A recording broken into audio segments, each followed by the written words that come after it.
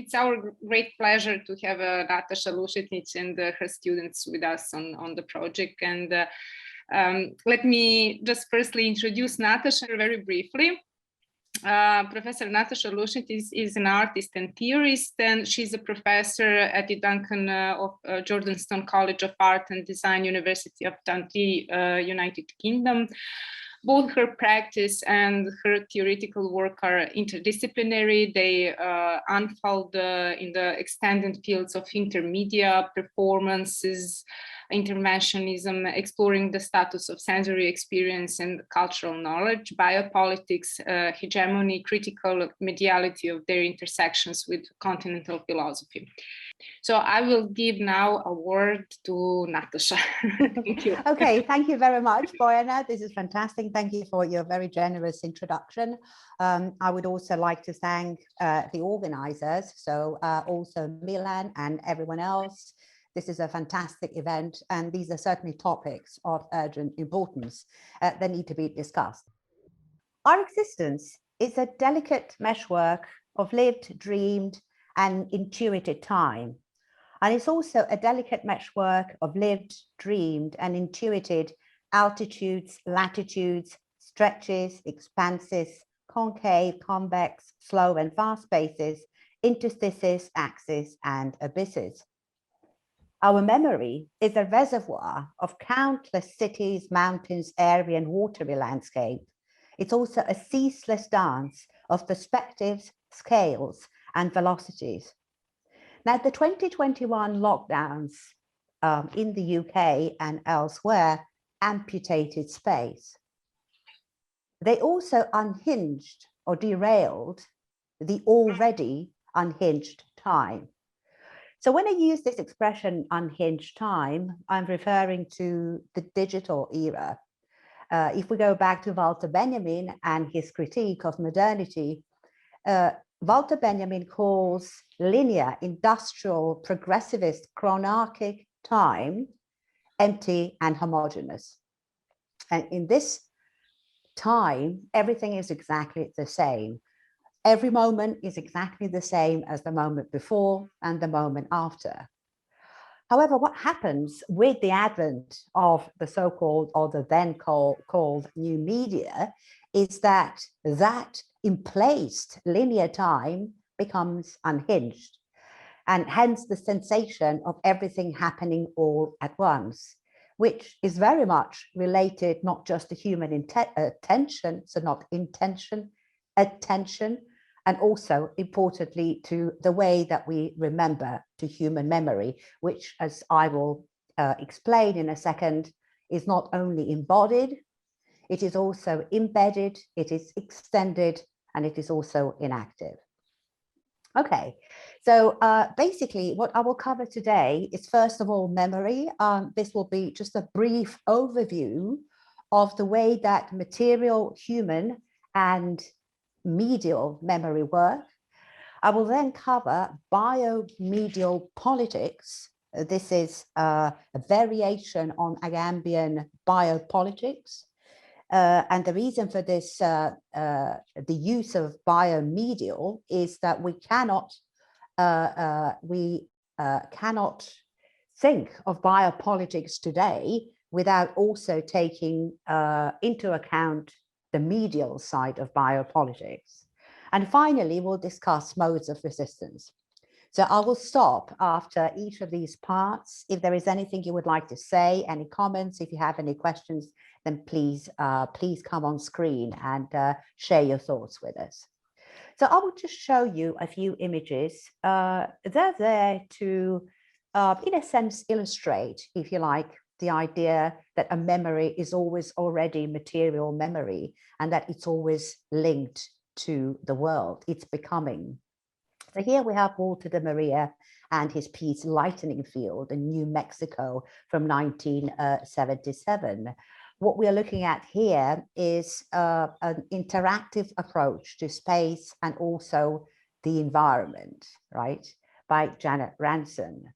Here, Alicia Quade with a way to imagine the relationship of the celestial bodies to our own existence and our own spatial and geometrical rules and also relationships.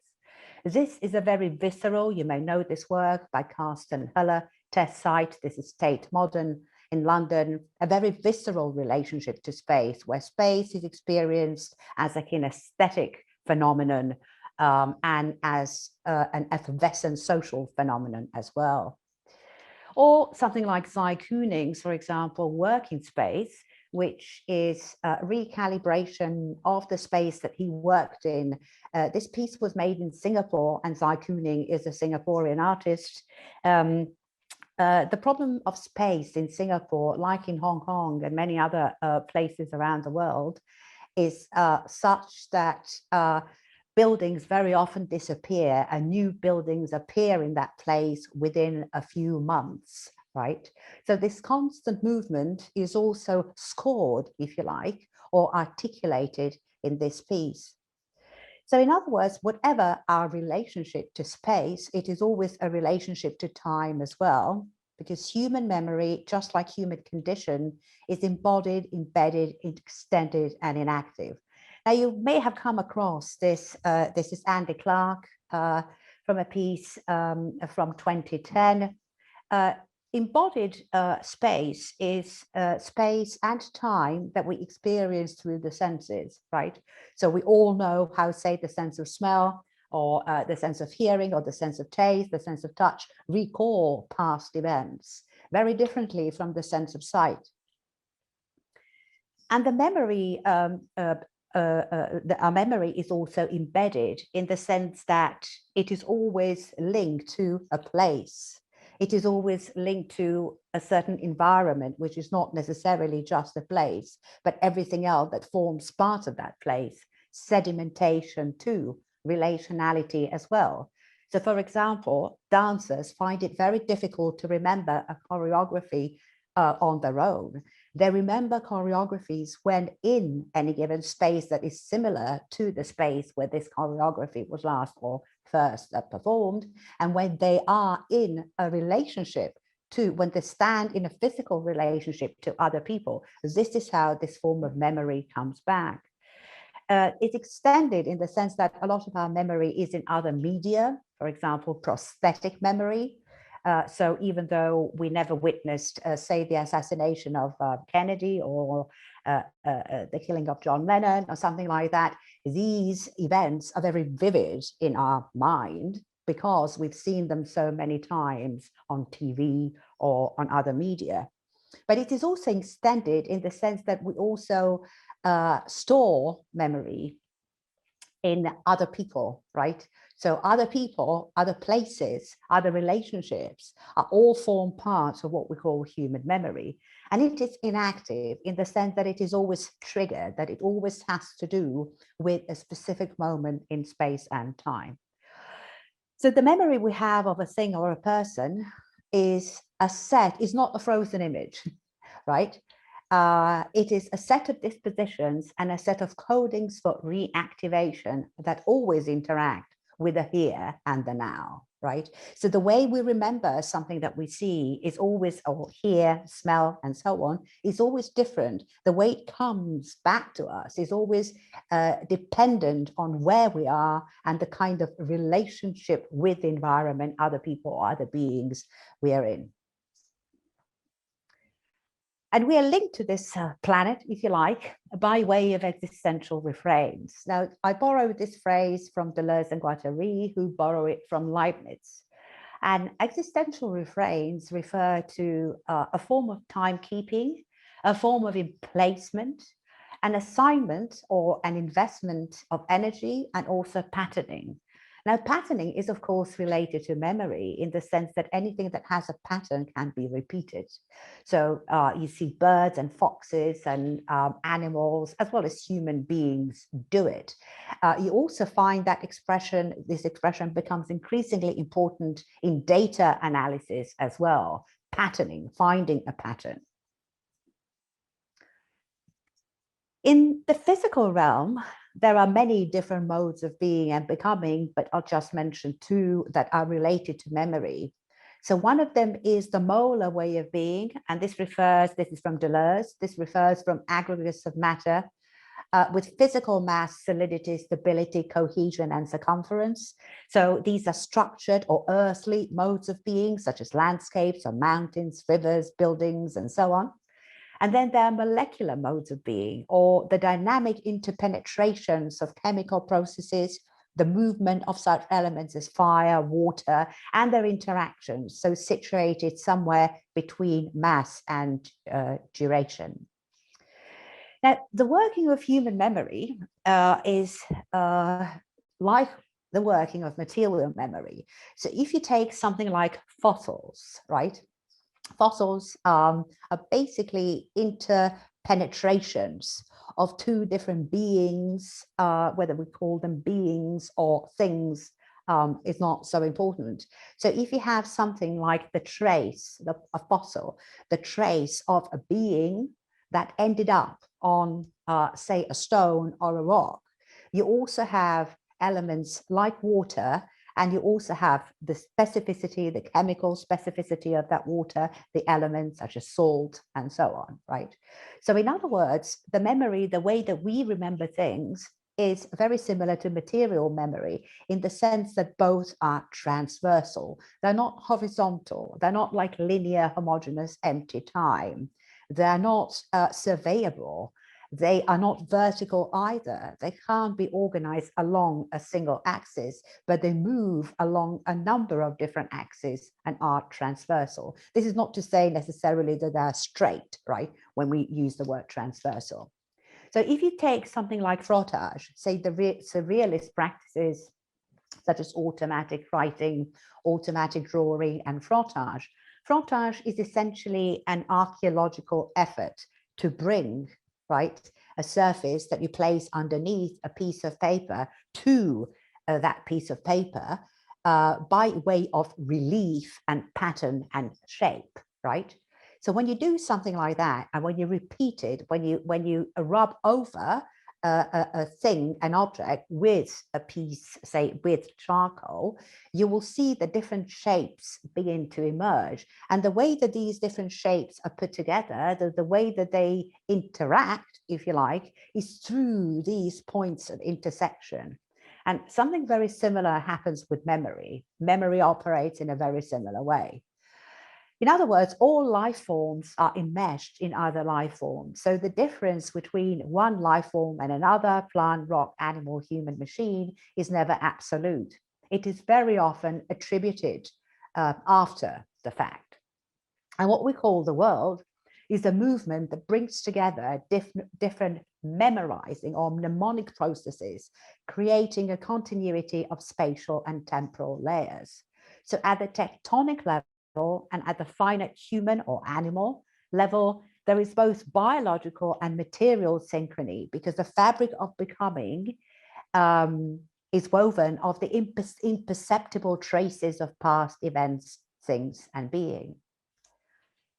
But there is also a different kind of memory with perhaps a shorter history, although not necessarily what I mean by that, really, I'm referring to the last period of the last 30 years that had seen an unprecedented intensification of the use of different media and also of the different medial processes.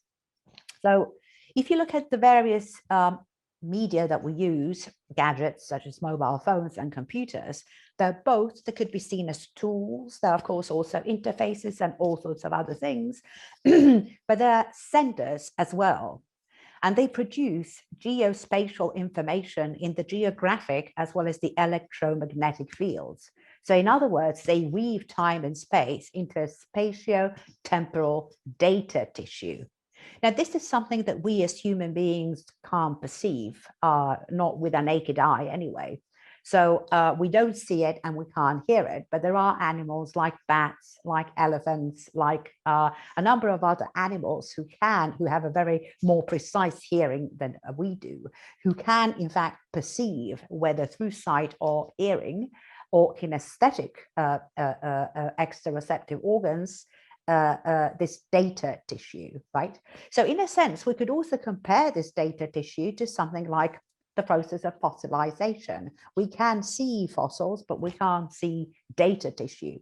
which doesn't mean that it's not there. So medial memory, in other words, is the trace of the signal as well as the trace of noise. And I'll just illustrate this very briefly. Here we have a piece by Nandrin Pike. This was created, as you can see, in 1964. And it's a film, it's a 16mm film with no content whatsoever. The film has no content, right? You can see it online, of course, but if you can see it in one of the archives, such as the New York archive, for example, it doesn't really matter so much where you see it. The point is that when you see a film that has no content whatsoever, so when you see it projected, it's around 20 minutes long, you see this flickering light. But the flickering light is also full of all sorts of scratches and stains and specks of dust and things. So what you see is the accumulated time. It is also the accumulated noise of the medium, which is film, which is in fact a physical mark, if you like, on the celluloid, right? And this is what you see. So this is what you see in this piece. In other words, every medium has its own memory. A very similar example, if you like, is if we listen to, say, a record, that ancient technology, say from the 1930s, what you hear sometimes is the melody of whatever you may be listening to. However, you also hear the crackling of the record in the background. And that, again, is medial memory.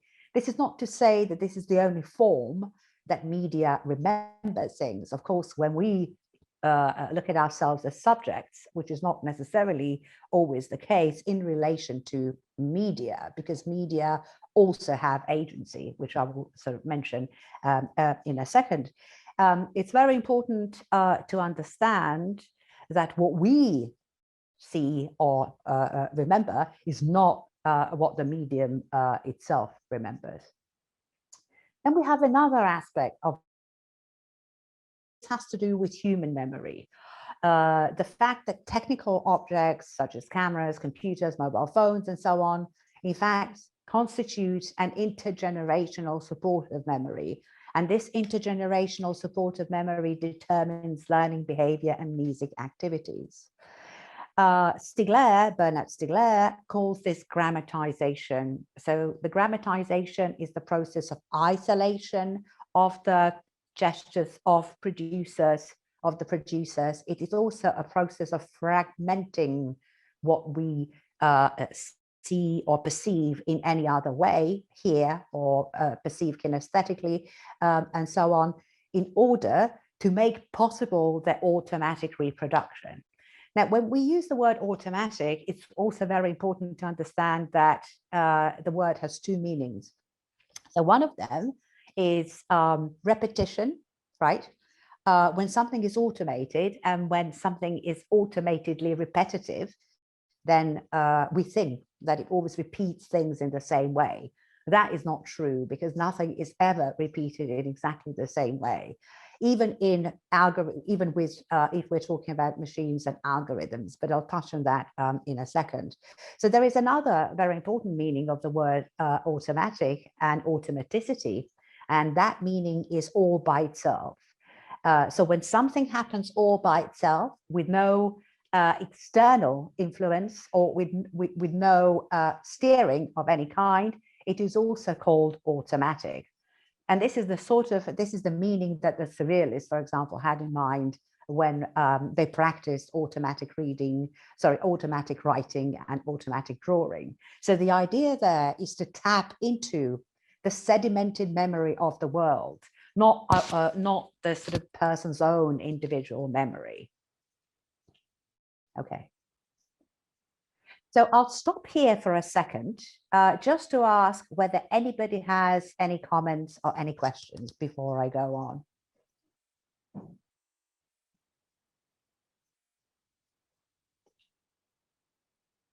If there is anything anybody would like to,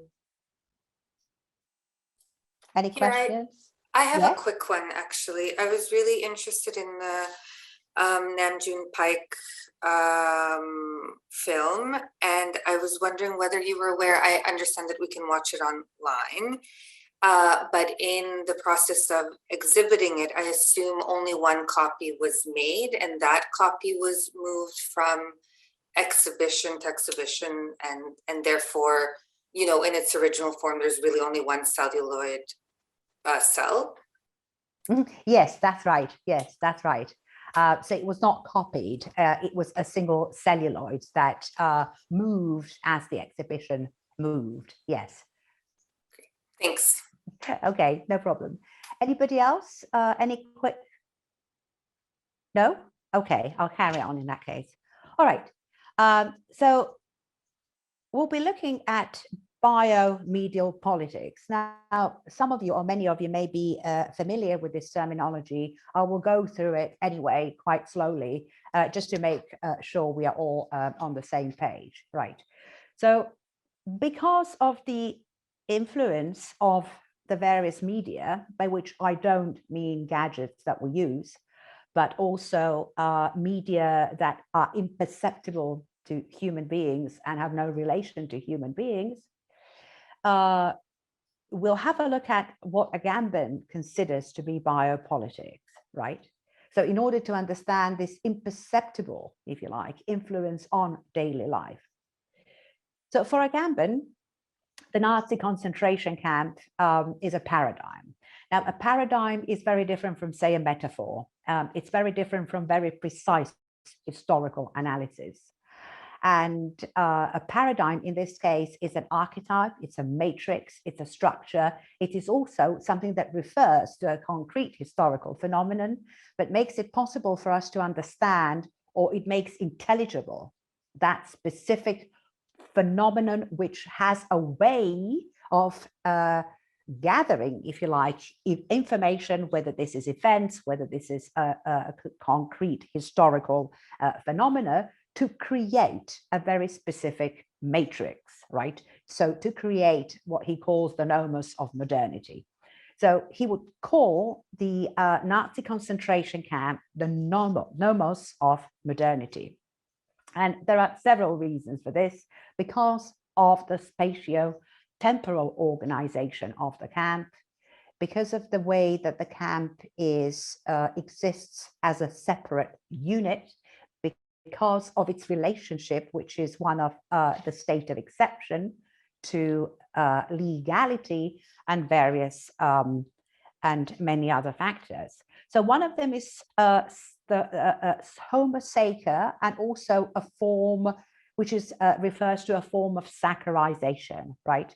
So the homo sacer is, according to the ancient Roman law, a person who may be killed but not sacrificed. So a person who cannot be sacrificed, in other words, an expendable and, in inverted commas, worthless human being who is related to the rest of humanity or the rest of the polis, the community that shares life by way of exclusion.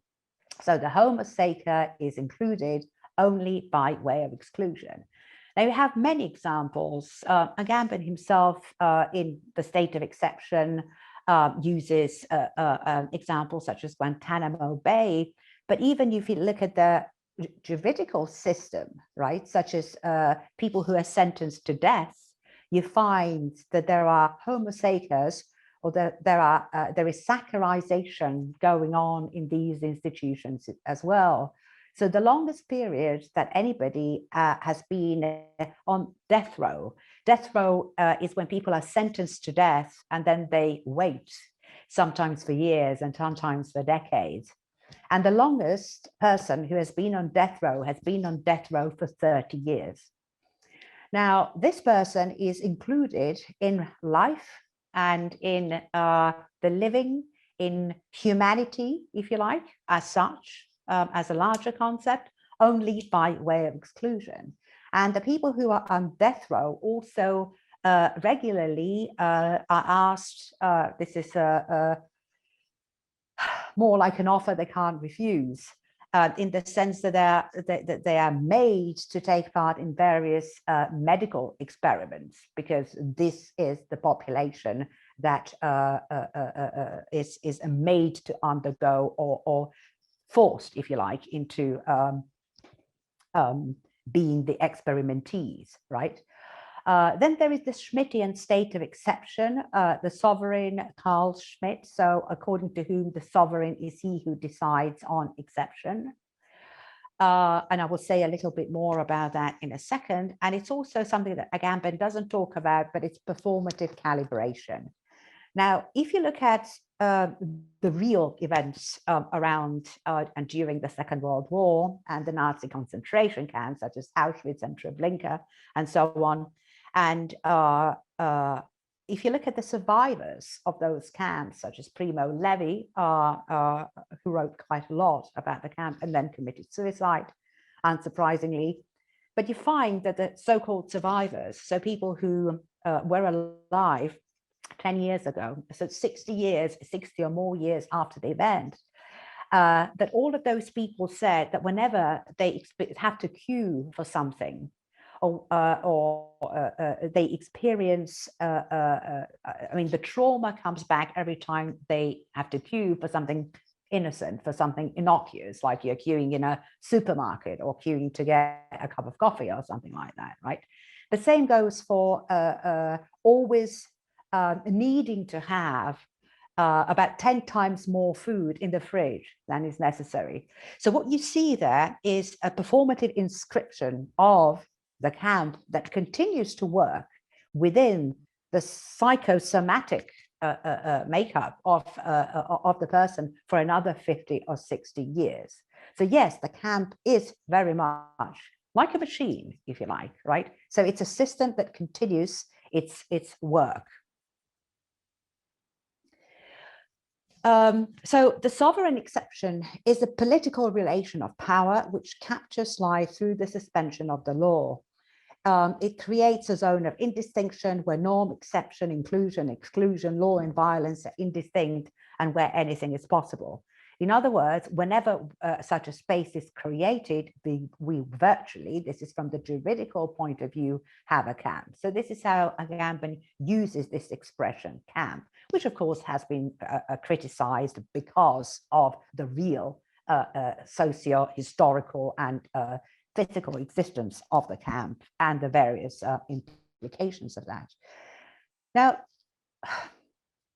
the most important part of the camp as a paradigm, so not just the historical camp, is also something that is called the kinematic law. So unlike pleromatic law that comes from plein pouvoir, the French expression for the four powers of law, the kinematic law refers to an absence and a whole, right? In other words, it is made of nothing but what it manages to capture inside itself, right? So the law prescribes absolutely nothing. The law is not based on anything. It does not have to be justified, right? It is literally made up very often on the spur of the moment. So what we find in Agamben's interpretation of biopolitics is also very similar to Membey's necropolitics. So Membey suggests that the expression of sovereignty that resides in the power to dictate who may live and who must die is necropolitical power. That the generalized instrumentalization of human existence is also necropolitical. The material destruction of bodies and populations, which doesn't refer to human beings only, it also refers to all beings as well as to the planet as well. And the conditions of the acceptability of putting to death. So what we can derive from Membey's definition of necropolitics is a slightly different notion, which is covert rather than overt necropolitics. I mean, obviously, something like a camp, something like Auschwitz or Treblinka or Guantanamo Bay, or the 40 wars that are raging around the planet at any given time, obviously there are necropolitical, right? But there is also something that we can call covert necropolitics, which does not necessarily appear to have death as its final goal, or as a goal at all, or anything even similar to that. So that would be the shaping of the conditions for the acceptability of denigration, of abandonment, and of exploitation. So a couple of examples of that would be the destruction of the Earth's ecosystems, of course, covert forms of genocide, such as the so-called refugee crisis, the feeding of dead poultry to genetically modified legless pigs, which is used as a bright business idea, and so on, right? So if we go a little bit back, if we go a little bit further back in history, what we find is the notion of necrifice. Necrifice is sacrifice without sanctity, right? And it is something that is built into the very first principle of capitalism, which is the subjection of one thing to another with the speculative aim of producing some future value. Whether this value ever comes to materialize or not is a very different matter. But that is the idea. And the idea is, of course, as we know, justified. So if we look at the beginning of capitalism and say the production of commodities, we know that every commodity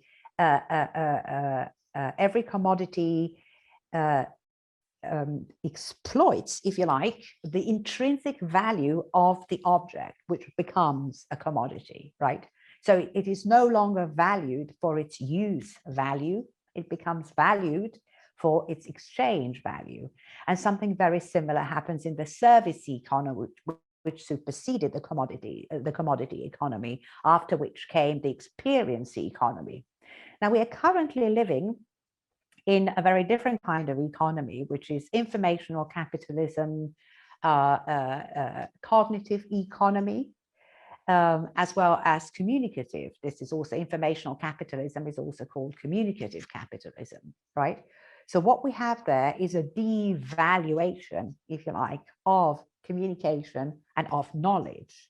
One of the most obvious examples is that knowledge very often becomes information, because information can be standardized, whereas knowledge can't be standardized, right? Knowledge too is very directly related to memory, and memory is also related to becoming and to being. So it's life itself that is threatened there, not in a direct or not in an immediately recognizable way, but that is certainly the case in a less obvious covert way. And then we have another characteristic of both covert and overt necropolitics, but particularly the covert variant, is that the devaluation of death. In many cultures, death is a very important moment of life. There are obvious reasons why that would be the case. But if we say even in Europe, if we go back to the Middle Ages, we find that people at that time were supposed to intuit their moment of death. They were supposed to be able to tell when they were likely to die and organize some kind of farewell where they would ask the people that they have shared their life with to come and say goodbye. Now, of course, the architecture of human life and human death was very different at that time because they were going somewhere else, which is the reason why this was literally a form of goodbye. It was a farewell. Today, we live in a very different world, but something that is obvious, and the person that comes to mind is, say, Sogyal Rinpoche and many other Rinpoche, people like the Dalai Lama and so on, or many people who come from a tradition very different from, say, the global North Euro-American tradition, ask where the cemeteries and graves are. Where can I see dead people, right? They don't seem to coexist in cities, even though, having said that, I have to say that there is a bright example in Dundee, where there is a graveyard within, so it's like a yard where you would, normally have a park or something like that. It is surrounded by 4 buildings, and it is a graveyard. So the devaluation of death the fact that death is no longer as important as it obviously is, and that it cannot be either mourned or celebrated in some cases, is an obvious, again, characteristic of overt and covert necropolitics. So biomedial politics is always already covert necropolitics, and you could call this the digital camp. By this, I don't mean that whenever we use a phone or whenever we use a computer, we are in a digital camp. This has nothing to do with what we perceive, what we can see. Rather, it has to do with forms of calibration, with constitutive forces and processes that are not visible to human beings. But I also have to emphasize that I'm not using this word not visible as in someone behind our back is orchestrating all this. It is because these processes have nothing to do with any form of totalitarianism, which is a word that has been used a lot recently in these new, or if you like, old forms of exception. So one of the characteristics, again, of biomedial politics is invisible violence. Now, this is something that is not new. It has been around for a very long time. And as you will see from the first reference there, which is Johann Galtung, he was the first person to conceptualize invisible violence as something that is very difficult to pinpoint, something that is very difficult to describe, and something that is legally very opaque for that very reason. And the reason for this is that it is embedded, it's a form of aggression, it's a form of violence that is embedded in daily routines, in assignments of energy, in the usual response mechanisms, and so on. So this form of violence does not have a specific perpetrator. It does not have a time, a place, and it does not have visible wounds, right? Which is the reason why it's very difficult to deal with legally and otherwise.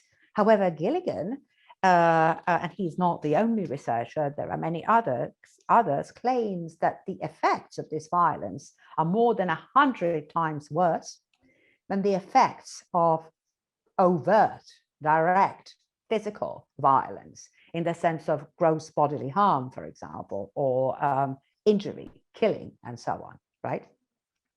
So the way that this form of biomedial politics works is that like the performative calibration, say, of the camp that continues to work in the psychophysical entity, in a psychophysical entity of a person, right?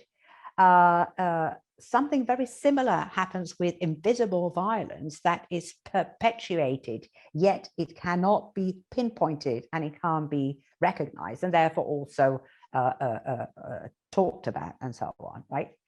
So another characteristic of biomedial politics, or the digital camp, is that it exhausts cognitive faculties through, and this has to do with the wider process of mediatization. Several processes. One of them is easification. So they're making things easy enough to do, which is the reason why they are then done, regardless of whether the person would normally do them if they had the time and if they had the presence of mind, and if they were asked to actually stop and think. I mean, one of the most obvious examples is shopping, but there are many other examples. Gamification. Gamification has been used for the last 30 years, and increasingly so, in all forms of labor, which then is called labor. And this is when it's very obvious and therefore overt. So say, for example, in a restaurant, while serving customers, waiters are also engaged in a game. And the reason why this is, why this relationship to work is why a certain grid of, say, goals, strategies, and also the feedback loop, that is the most important thing, because it's the most addictive, is something that is used to stimulate workers, right? But because it's used to stimulate workers, it is also something that exhausts a certain kind of energy that is only possible, that comes to life when we play, right? So play is alienated. The sense of play is alienated, and in its place is a very exploitative strategy, right? Grinding dynamics is something that, again, comes from gaming. It is an expression that basically indicates that when a player wants to move to the next field or the next action or anything similar, they are forcefully brought back to the previous step before they can continue. And this is something that we experience quite often whenever we're filling forms online and various other things, that we don't know what the entire procedure contains. We can't see all the steps, but we are brought back to step 1, step 2, step 3, and so on. So this is called grinding dynamics. This is a way of stalling progress in a game. It is also a way of making someone repeat the actions that they have already been through. Then we have the tyranny of participation, which is very closely linked to the responsibilization of the citizen. So it is a neoliberal tool of government, if you like. It dates to the 1980s, so this is not something that is particularly linked to either the digital era or the media in the kind of hard sense of the word, media as hardware rather than software, and also relationships, because this is what the word medium in fact means. It means that space between. So this goes all the way back to Aristotle, the space between water and air. It was also later used by Hitler and so on. Then we have another operation, which is signifying semiotics and their somatic inscription. So there are many operations that go on that have nothing to do with the sort of semiotics that we normally read and understand as human beings, right?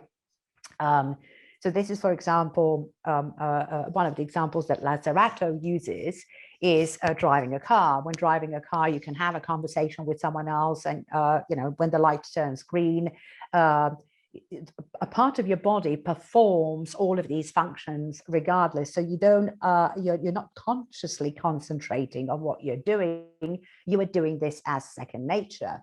However, there are also a number of other forms of signals and actions that are occurring that occur at also a speed that is not legible to human beings, right? Either because it's infrahuman, so that means below human perception, or because it's suprahuman, which is above the level of human perception. So these are signifying semiotics and their somatic inscription. So the best example, probably the best example of somatic inscription is the vibrating phone syndrome. I don't know whether you've ever heard of that, but it is the hallucination. So literally it's a hallucination that your phone is, that someone is trying to reach you. So that your phone is vibrating, that someone is calling you. And a different group of researchers have researched this phenomenon, and they all came to the same conclusion, which is that whether the reason is stress, whether the reason is a job that has to do with responding to calls very quickly, such as people who work in, say, emergency wards and similar, or whether it's a sense of expectation of someone calling you, or someone who might want to message you in some way, it is something that becomes a repetitive and obsessive as well as compulsive action to check the phone every 60 seconds or so, or perhaps even less. So it's a fairly common syndrome, and it is something that needs professional treatment as well. So this is an example of that sort of somatic inscription. And then we have the paradox of overdetermination and indeterminacy. I won't dwell on this too long. but basically what we can call overdetermination in the digital world is so you have algorithm procedures that are, of course, designed by a programmer, right? But then you also have a certain number of steps that lead to a certain conclusion.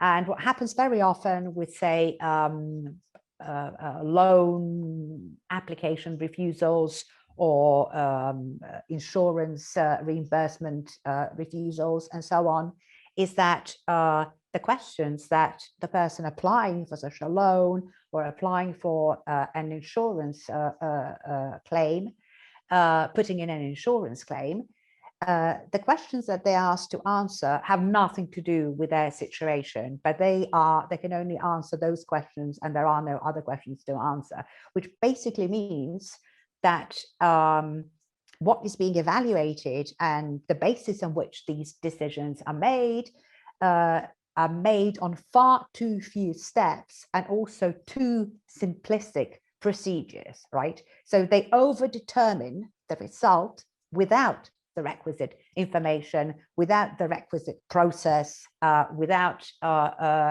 some form of verifying whether this actually corresponds to what to the purpose of the algorithm and the specific case of the person, say in this case applying for a loan or similar, right? And indeterminacy generally refers to the way that the digital world algorithms and the way that unsupervised learning, for example, in machine learning, in fact, creates a situation whereby algorithms learn from other algorithms at a pace and also from a pool of knowledge that is inaccessible to human beings. It is not programmed. It has nothing to do with intention. It has nothing to do with any human causality, and yet it produces new information and new knowledge. Okay, and then there is also very similar to indeterminacy, medial autopraxis, and this is a very important notion because the dualism of activity and passivity basically denies things agency. It says human beings are agents, but things are not. Of course, we're familiar with the concept of, say, distributed agency, right? Where agency is distributed in any given situation, say, whether it is with medial or mediated agents or not. But what Cornelia Fissmann is saying here is, in fact, that things have their own agency, because a tool or a program's or a medium's features cannot be independent from their conditions of production, material properties, and spatio-temporal circumstances. And this is very similar to what I mentioned earlier at the beginning, which has to do with the way we as human beings recall memory and how memory is always reactivated at a specific time and place, right? So it is always specific. It is not something that exists as a frozen image.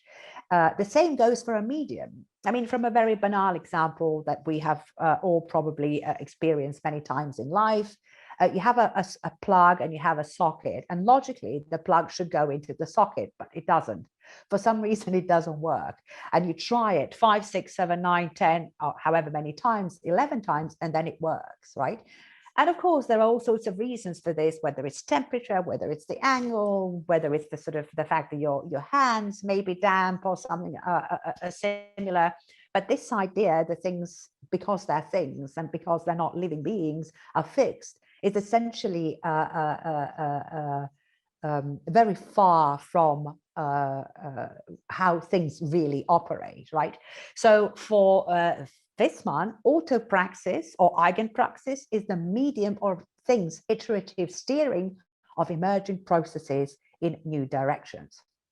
So just to sort of, this is just a sort of one of the final slides in this section. In digital media, the confluence of speed, amplification, system affordances, operational protocols, distribution, feedback remain obscure to humans. This is something we cannot sense, but this is something that is going on all the time.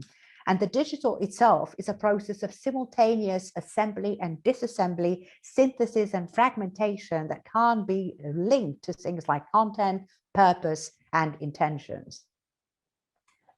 And now we come to kinematic normativity during COVID-19.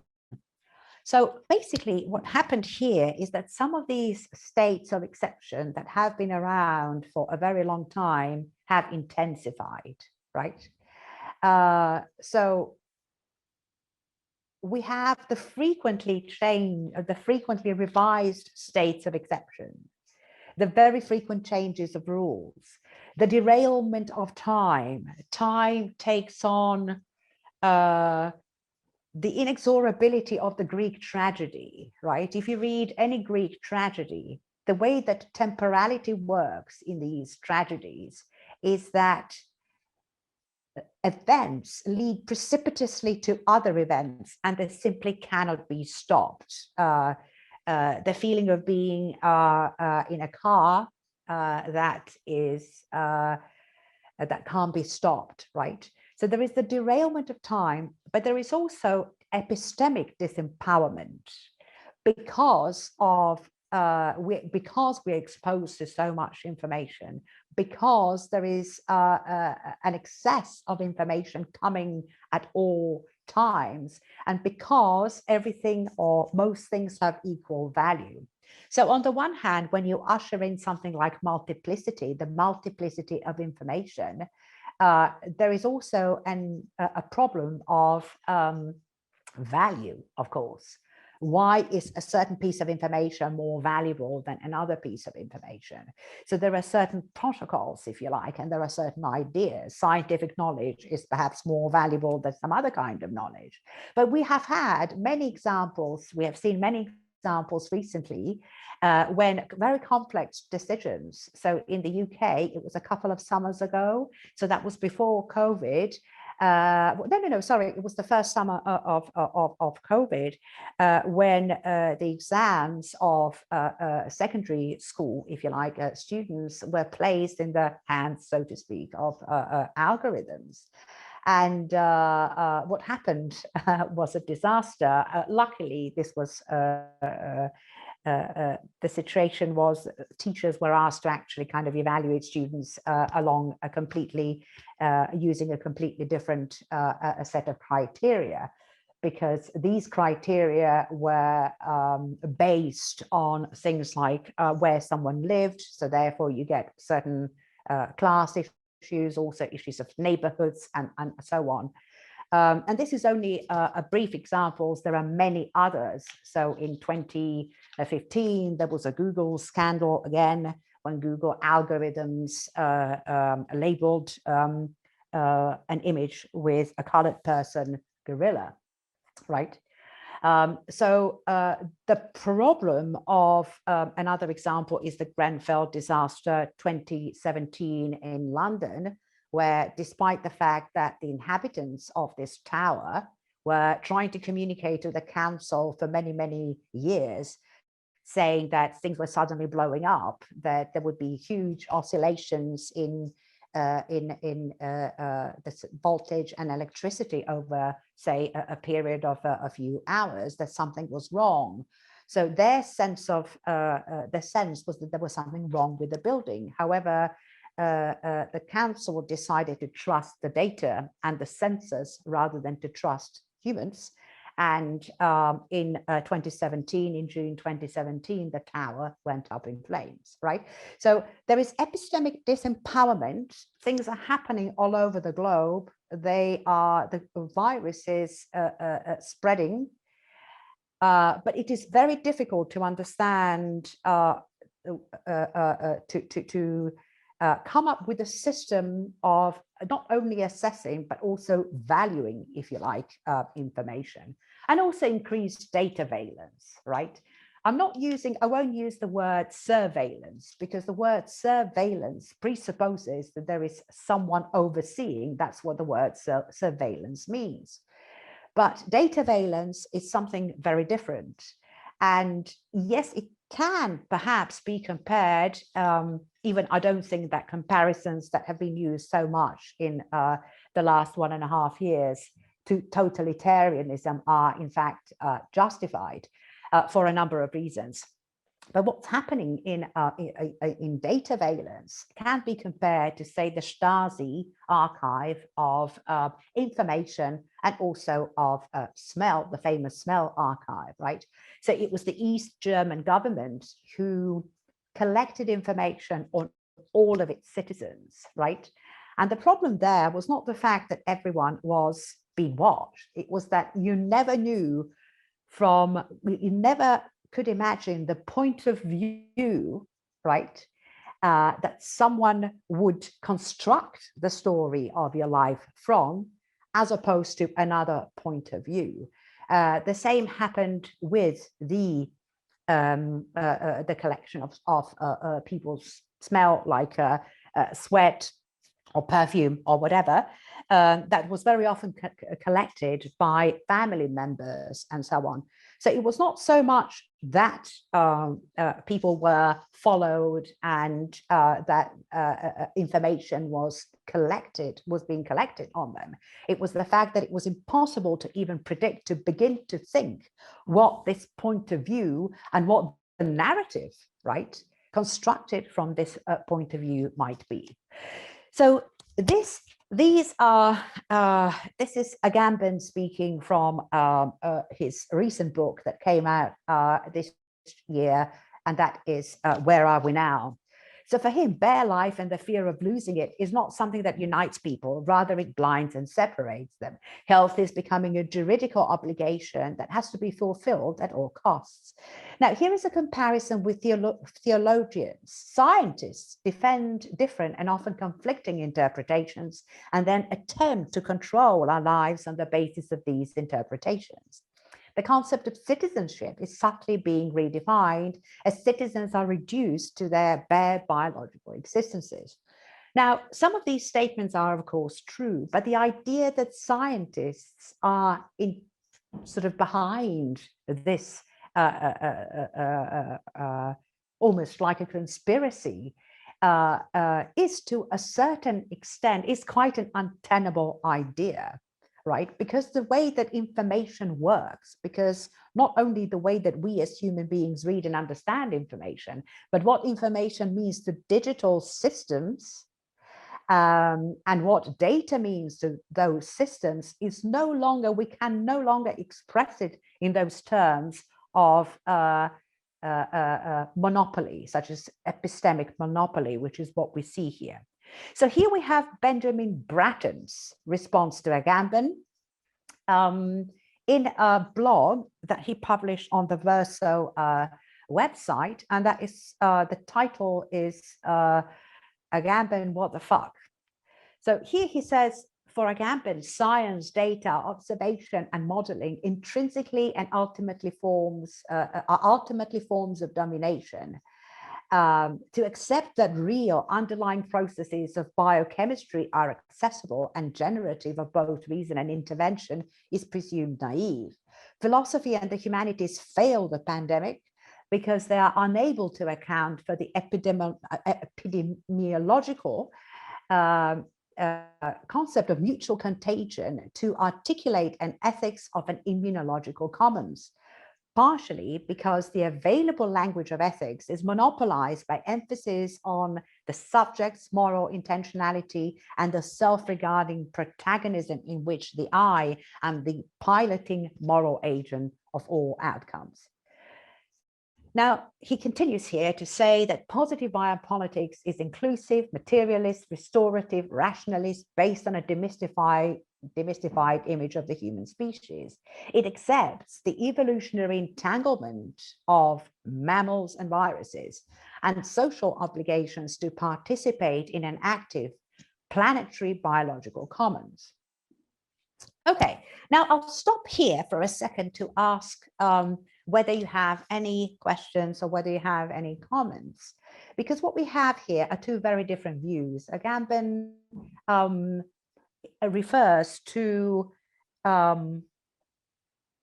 no longer valid, if you like, concept of human supremacy, and also of human beings. But that is precisely at the same time what is being undermined by the pandemic in many ways. So it is not only about to what extent countries or regions or cities or corporations, organizations, and so on are able to deal with a pandemic or not. It is also that the vulnerability of being human has taken, we see the vulnerability of being human center stage, and this is not happening at a time when, say, in the 17th, 18th, or 19th century, because of course there were pandemics then as well, but it is happening at a time when artificial intelligence, what is usually called artificial intelligence, has taken over so many parts of human life, right? That the thinking of pandemic necessarily has to address other, not only other non-humans, so other than humans in the sense of animals, but also artificial agents, right? So this is why we could possibly say that Bratton's he calls this positive biopolitics. Can biopolitics ever be positive, right? Is this something, or he thinks that we need to rethink the way we see human species, right? We certainly, without a doubt, need to rethink the position of the human species, absolutely, right? Certainly in view of the ecological crisis and everything else. I mean, this is long overdue and should have happened many centuries ago. But the kind of the difference between this negative, say, biopolitics and the so-called positive biopolitics is precisely the medial aspect of this being of other than human, right? So a form of being that is not human, but it is also not anything that we can associate with in that kind of sentient way. So we'll just stop here for a second before we go on to see whether we have any comments. I can see that Dira has turned up on screen. I actually have more of an inference or sort of an understanding from the idea that, especially what Membe talks about in terms of necropower and the idea of the vulnerability that Agamben talks about, and the fact that what the pandemic kind of exposes in terms of the human race is the differential idea of humanity, sort of moving away from the homogeneity of I'm a human and you're a human and we deserve the same kind or the same definition of humanity, and therefore a similar treatment in terms of what rights we have. So, for example, I mean, the fact that if I am a common man and in the UK in the time of pandemic, I am looking up to authorities such as that of a health ministry or an NHS officer to get further directives on how my everyday existence moves from now on. So what I understand in a way that is that, and I'm going with what Agamben tries to say, is that it does expose the jarring indifference between where we two people stand in the human race. Oh, yes, absolutely. But this is the relationship between humans or among humans, if you like, right? So what is also happening here is that there is a tendency to use certain old models like totalitarianism, right? So to say that the crisis is very useful to authoritarianism. Of course, every crisis is always useful to an authoritarian government or authoritarian politics, of course. But what Bratton is pointing out is that this crisis is also much bigger, much broader, right, than the concern for purely human life, right? And also for these somewhat outdated ways of dealing with that, right? Because some of the things that we have all discussed a lot is whether there should be individual freedom for someone to say, no, I don't want to get a vaccine, whether there should be forms of freedom where people decide whether they want to wear masks and so on. So what Bratton, and this is why it's useful to calibrate, if you like, the discussion through these two examples, neither of which I think actually provides, although both are very valid, quite what is needed. And this is an understanding of this other than humanity, which also includes machines. So machines are not, and also algorithms and everything else that we can call information, right? So it also has to do with, say, the way that graphs and different kinds of modeling are seen, right? Right now, we have the idea, this is not just by Agamben, also by other people, that somehow a group of people or certain individuals monopolize, right, the art of modeling scientific information in order to produce a certain result. And what Bratton is saying, on the other hand, is that there is such a thing as perfect scientific modeling, right? All we need to do is crack the code. Somehow, when we find how to do it, we'll be able to do it.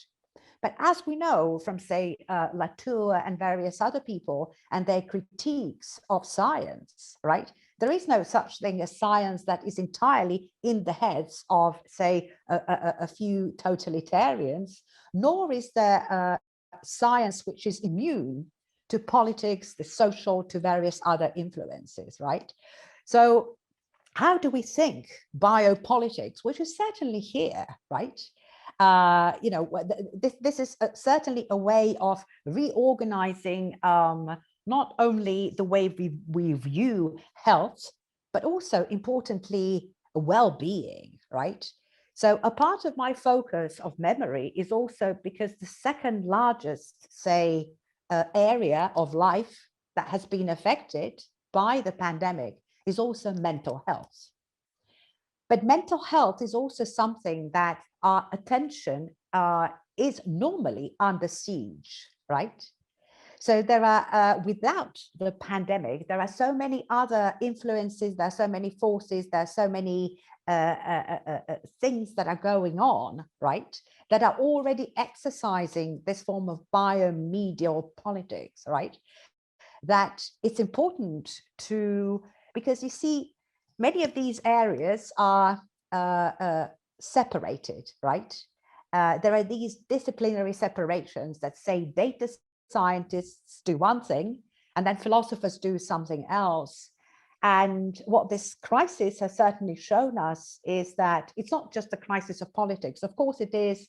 And this crisis has been with us for a very long time, right? The recent events, the pandemics, has only exacerbated and made very obvious certain things and certain problems, shortcomings that have been around for a very long time. And Membe, in fact, in his critique of any kind of politics that is based on again, the sort of reality of a colony or a camp, also includes other forms of being, right? As does Agamben in some of his other writing. I mean, Agamben's writing is certainly not anthropocentric in any way, but in this particular instance, right? Yes, we are under pressure. We simply are under enormous pressure. But important to understand as human beings, important to understand is that this is not just the pandemic, is not something that is many governments around the world have called this an enemy, have called the pandemic an enemy, it's an attack and so on, right? So it's not an attack on human life, because that in itself is already a very bare, it's a very, it's a sort of homo sacer concept of life, and that is bare life, rather than a form of life that also has to do with all of our mental faculties, right? And all other sentient beings, and perhaps also non-sentient beings, in which case we wouldn't be talking about mental faculties, but about other faculties, right? So what are those forms of life, in other words, that are not just simply life, the life of the physical body, right? But thank you for your comment. Would anybody else like to add anything or say anything or ask anything? I might say one thing just in relation to the discussion around data, because actually I'm a data scientist. And I suppose what I find interesting about this entire discussion, and this is an anecdotal comment, not a theoretical one, is that I do find at the end of the day, the common denominator is the human experience. With everything, because we're viewing things through our own lens, and in my experience, obviously data science is, again, as a professional, extremely flawed. It is completely useless, in my opinion, without a lot of contextual information behind it, which is the way in which I try to use it when doing studies. However, there are things such as deadlines. There are things such as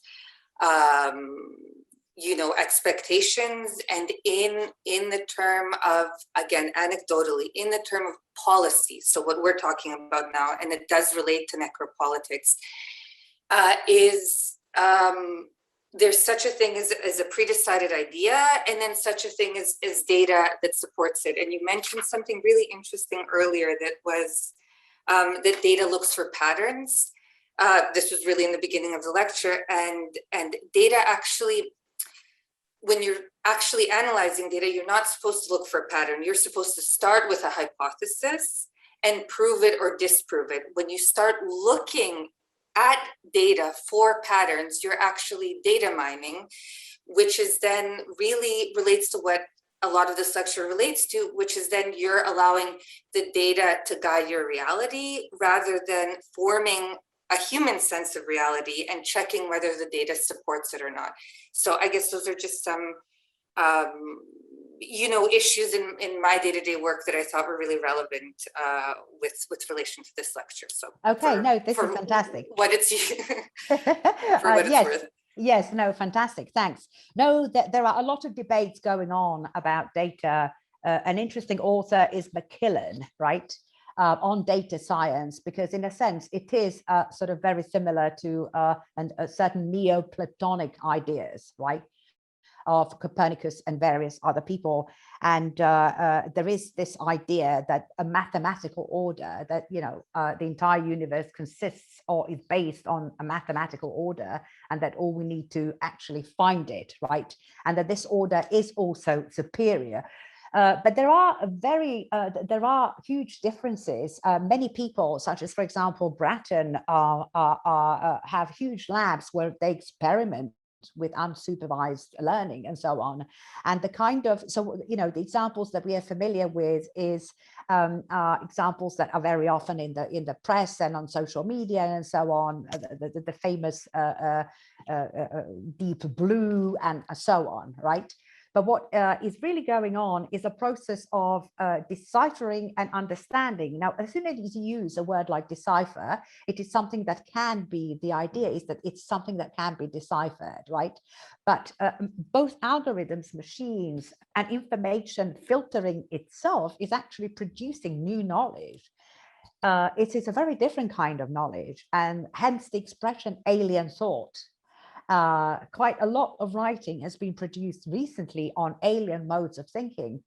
And these writers, they're not looking, or these theorists, they're not looking at understanding how humans understand, say, data and data processes, like cleansing, like making sense of data and so on. And of course, we also know from the writing of people like Eubanks and Benjamin, this is not Walter Benjamin, also how human prejudices, right, find their way into data analysis, whether it's with regard to gender, sexuality, class, ethnic or racial origin, and similar, right? So it's a very, very new area, in the sense that new things are happening all the time, and it's very difficult at any given point in time to say this is it, right? This kind of frozen image, which is another reason why I think that a reevaluation of, because if you look at the term biopolitics in itself, it refers to a biological organism, right? It does not refer to a piece of machinery.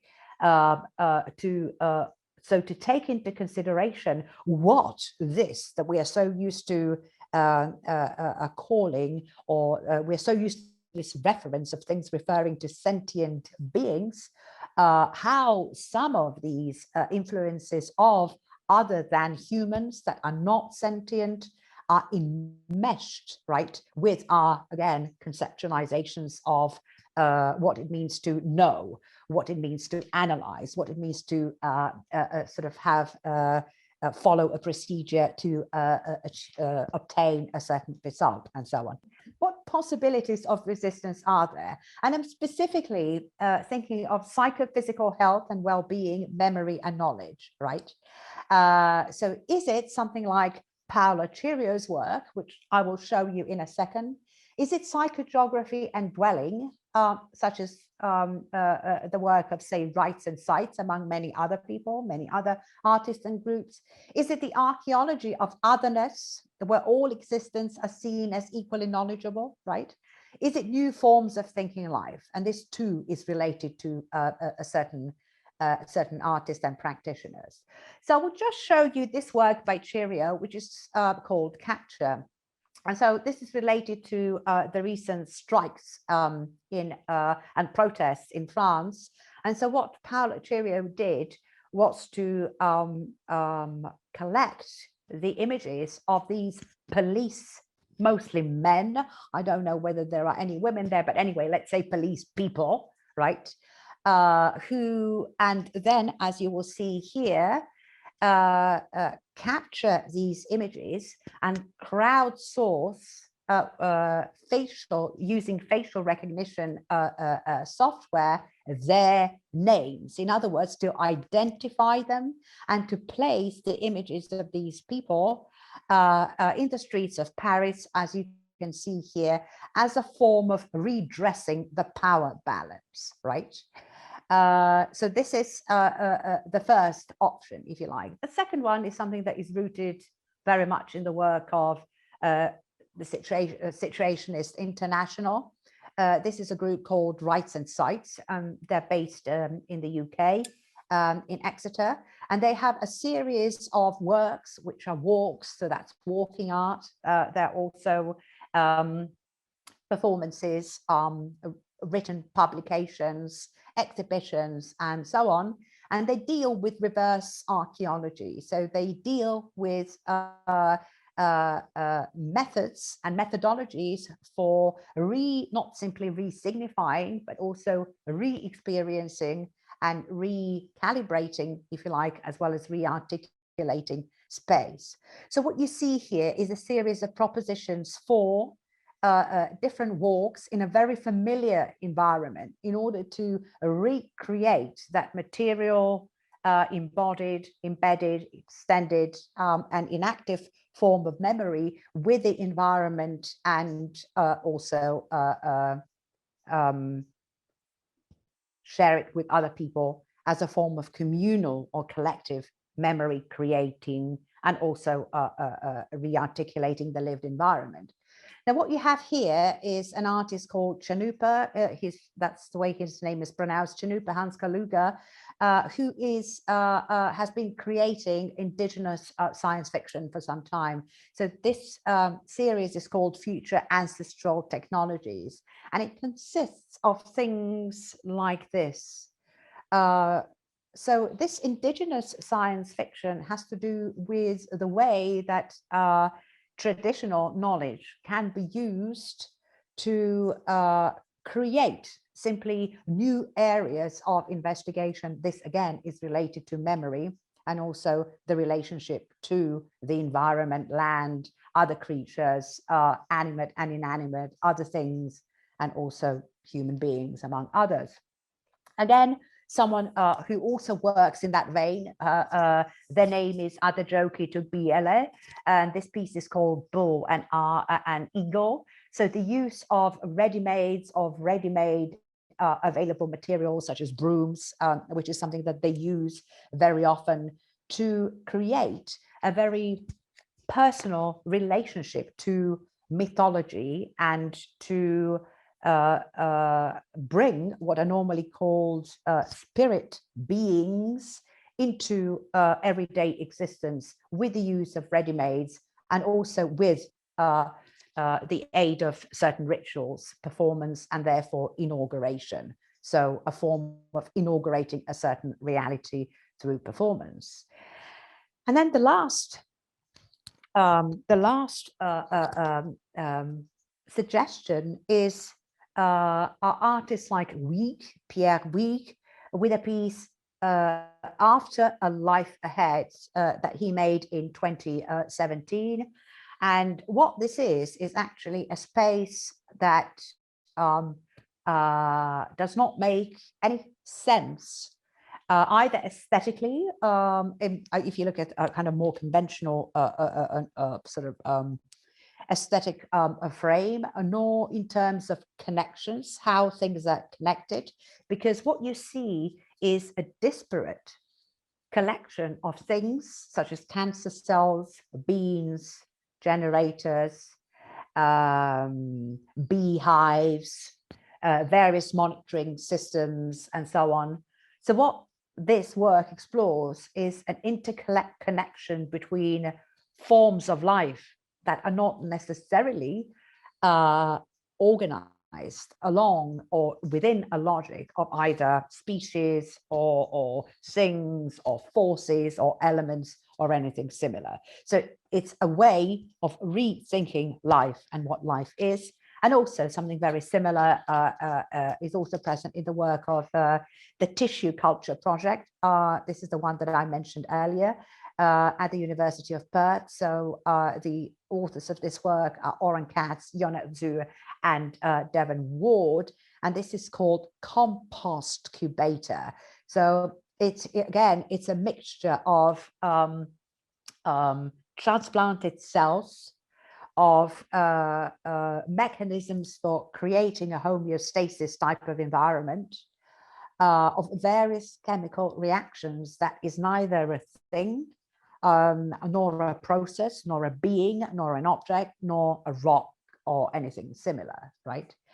So the question here is not which one of these are not the only suggestions, but how can memory, right, be rethought, right, or reframed within or as a reaction to, right, the frame of biomedial politics to serve as something that connects human among other beings on this planet to the environment, right? So we have something that is a very recognizably political gesture, such as in the work of Cheerio, psychogeography and dwelling, which has to do with finding a form of a modality of relating to the environment that can be practiced on a daily basis.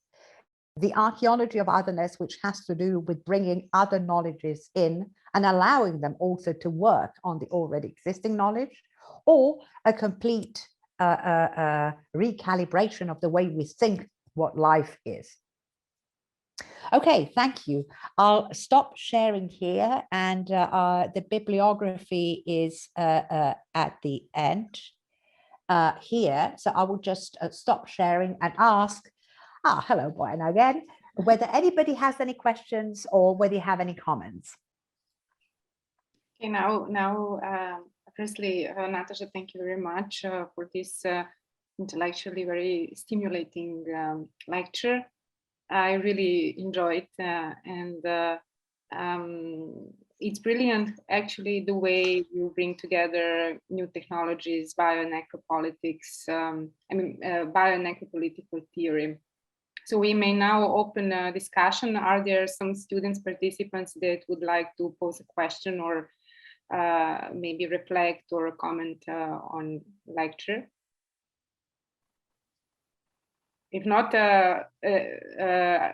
currently I have only one question. I'm interested in a difference between definitions of life in necropolitics and Gambens or biopolitics. So what are the differences in a way of defining a life, because we have a conception of bare life in Gambens theory, and also in a necropolitical theory, it is some kind of, let's say, it's a bare life still, but as it is a certain like radicalization of suspension of life. So I mean, I'm interested in could you just make some kind of differentiation in a conceiving these terms? I think, thank you. I think it's very interesting to think what life is when it's suspended. I mean, normally when we use the word life, obviously in biology and in chemistry, that word has a very different meaning. So going back to the imperceptibility of certain forms of life, it is also important to understand that, say, in a human being, this may be a state like a coma, right? Someone may be in a coma for, say, 30 years, and this happens, right?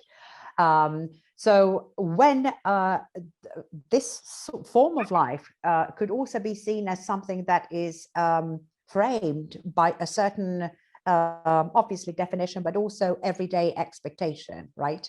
So the problem with, say, the definition of thanatopolitics and biopolitics is that they have a very specific meanings for the human race, right? But the way that Mabey, and he's not the only one, theorists of necropolitics use that phrase, this relates also to the life of, say, something, right? So that means that it could be the life of, or the sort of expected duration. So here is the frame again, or the expected possibility of maturation, of possibility of transformation of something, right? So things that are not as frozen in that moment in time, right? Or as a species, or as a certain value, such as human beings, right? But also things that take the developmental theory or trajectory, that also bear on things like epigenetics, right? Because, for example, in epigenetics, things are things develop in a way that cannot be that can't be predicted, right? And it is not only what develops, it's also how it develops and so on. So what life, and this is why some of these works that I showed at the very end are very interesting, because what life is, right, within the more recent necropolitical theory is not related solely to either something that is recognized as living, but nor is it related to something that has a death that we can recognize, if you see what I mean, right? Because in order to call something thanatopolitical, it is something that is has a certain end in view, and it is also juxtaposed to life. So that concept of life would be much broader, so to include material and other existence that are not sentient, or that we don't call sentient. Does that make sense? Yes, thank you very much for such an extensive answer. Okay, are there some other questions and comments in regard with the lecture? Someone has just come on. Is that Jody? Yeah, it is. Hi, hello. thanks, Natasha. That was great. Yeah, my question is more like maybe like a question, maybe a comment, maybe a bit of the both. But just going back to the idea of data surveillance or dataveillance, as you called it. And I just started thinking again about, just as an example, like satellites that gather data on us, they have algorithms on them, they store a lot of data, and thinking about the systems that are potentially locked from general public use, and then how to adopt them or crack them if they're, you know, heavily guarded or locked, that we don't have access to the information that is on them. It feels a little bit like that we are included by being excluded, because it's probably gathering what's it gathering on us. And I know there are potential like artists like Trevor Paglen who try and work ways around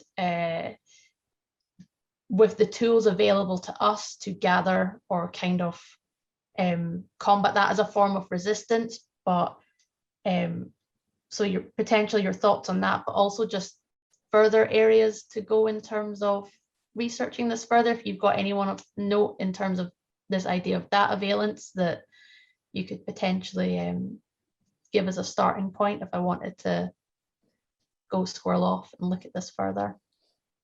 Yes, right. So yeah, Trevor Paglen is certainly someone who's been doing quite a lot of work in that area recently. He's also been collaborating. This mostly has to do with forms of, say, dataveillance that are already known, right? So he's been collaborating with Kate Crawford, and they put on an exhibition recently. So it's the way that data is filtered and the way that algorithms learn, right? But this is something, of course, that that is already, well, at this stage, obvious.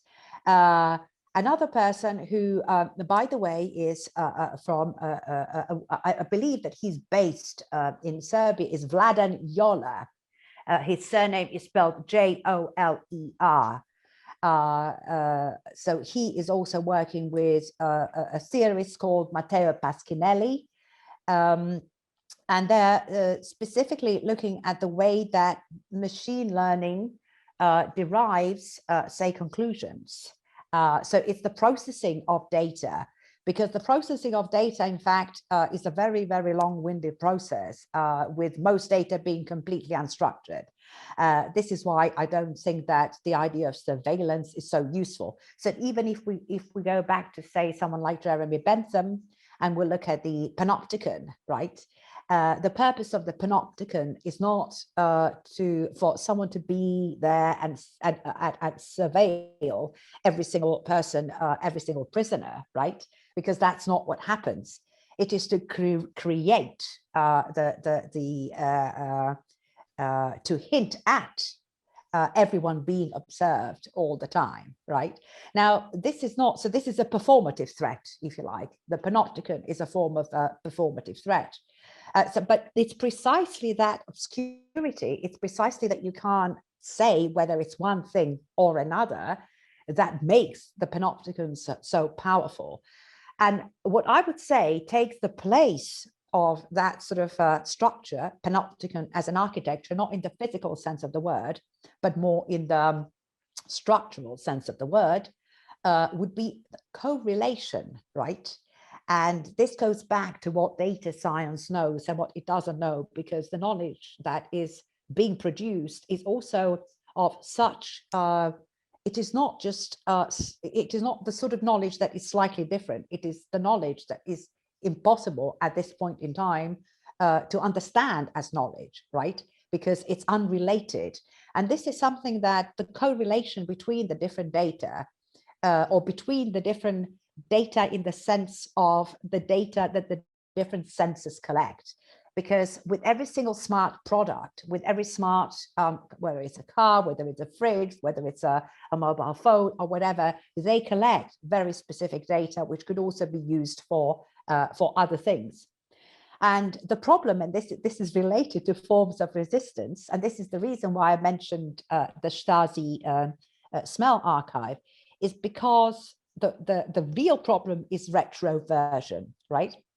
It is the fact that the data that is interpreted in a specific way could be reinterpreted or correlated with something else to mean something completely different later, right?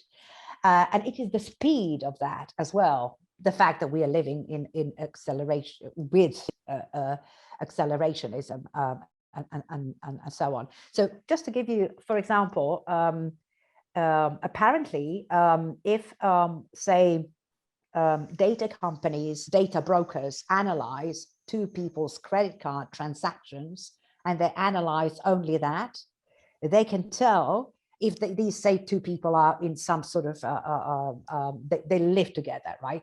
They're partners. They can predict when whether it's marriage or anything else, will fall apart with 98% accuracy, right? Years in advance from the way that they use their credit cards only, right? So to think that there are so many sensors and there are so many smart gadgets and also so many circuits and so many ways of processing information that in fact collect information. So it's the body heat, it's movement, light, shadow, it's all sorts of things. It's not what people say, because we tend to focus on things that matter for people, which is, you know, the semantics of any given situation, right? So these would be the people to look at. There is quite a lot of research. It's mostly sort of theoretical, right? But these are some of the artists working in that domain. Anyway, that's a really good point, right? Cool, thanks, Natasha. Thanks, Jodie. Do we have anyone else who would like to? Okay, right. There's people saying various things, but does anybody else have any questions, any comments or anything?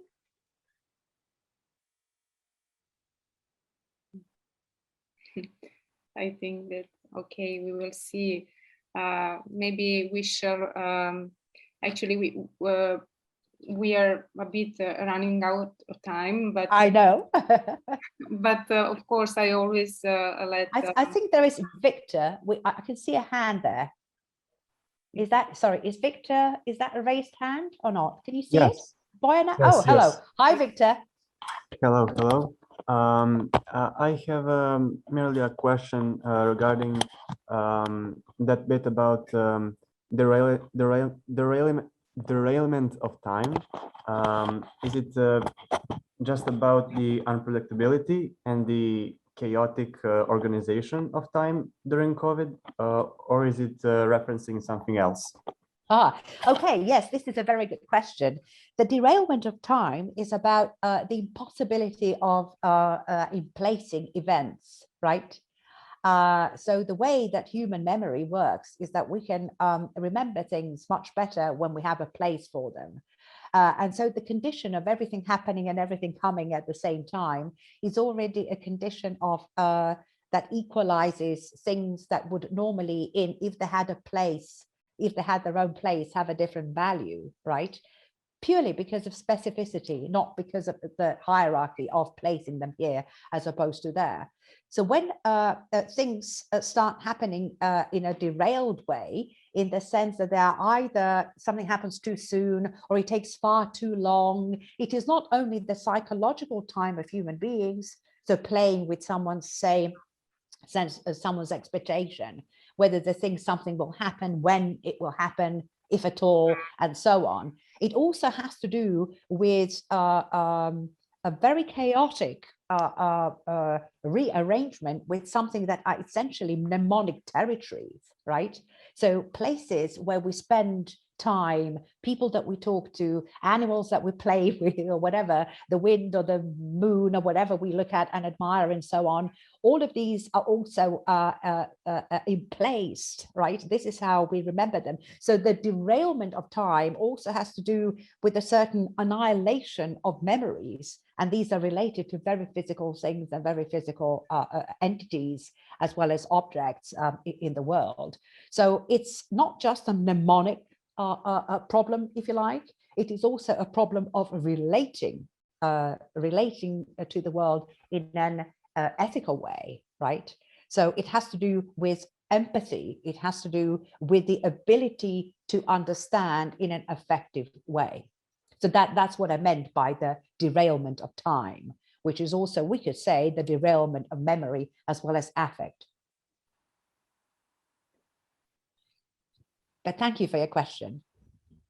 Thank you, Victor. Okay, if there are more questions, I think we will have more opportunities to, there will be more of opportunities to tackle, I mean, over the course of the project to further tackle all these issues and to discuss the topic through our platform apparatus.